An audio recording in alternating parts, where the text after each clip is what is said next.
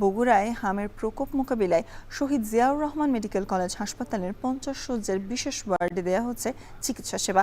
রবিবার থেকে হামের টিকা দিতেও প্রস্তুত জেলার স্বাস্থ্য বিভাগ। এ নিয়ে আরও জানাতে মেডিকেল কলেজ থেকে যুক্ত হচ্ছেন সহকর্মী রাজীব সেলিম। হামের প্রকোপ মোকাবিলায় স্বাস্থ্য বিভাগ কি উদ্যোগ নিয়েছে এবং সেখানকার আসলে পরিস্থিতি কি?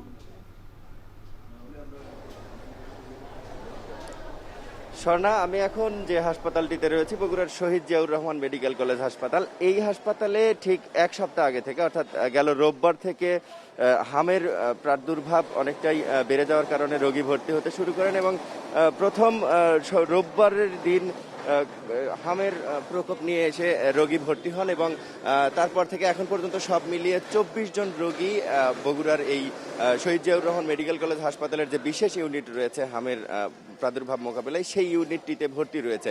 এই 24 জন ভর্তি রোগীর গতকাল পর্যন্ত 17 জন ছিল এবং গেল 24 ঘন্টায় 7 জন রোগী ভর্তি হয়েছে। অর্থাৎ 24 ঘন্টায় যখন 7 জন রোগী ভর্তি হচ্ছে স্বাভাবিকভাবেই জেলায় হামের প্রাদুর্ভাব বেড়েছে এমনটি মনে করছেন সাধারণ মানুষ এবং কিছুটা উদ্বেগ ছড়িয়েছে এ কারণে। এবং গেল মঙ্গলবার রাতে শেরপুর উপজেলার একটি শিশু হুমায়রা নামের একটি শিশু মৃত্যুবরণ করেছে এবং তারপর থেকেই কিন্তু অনেকটাই আতঙ্ক ছড়িয়েছে জেলার সাধারণ মানুষের মধ্যে এবং চিকিৎসকরা বলছেন যে এভাবে আতঙ্কিত না হয়ে হামের যে লক্ষণ সেই লক্ষণগুলো যদি দেখা দেয়, জ্বর বা শরীরে লালচে ভাব যদি দেখা দেয়, সেই ক্ষেত্রে চিকিৎসকের পরামর্শ নিতে বলেছেন স্থানীয় এই হাসপাতালের চিকিৎসকরা।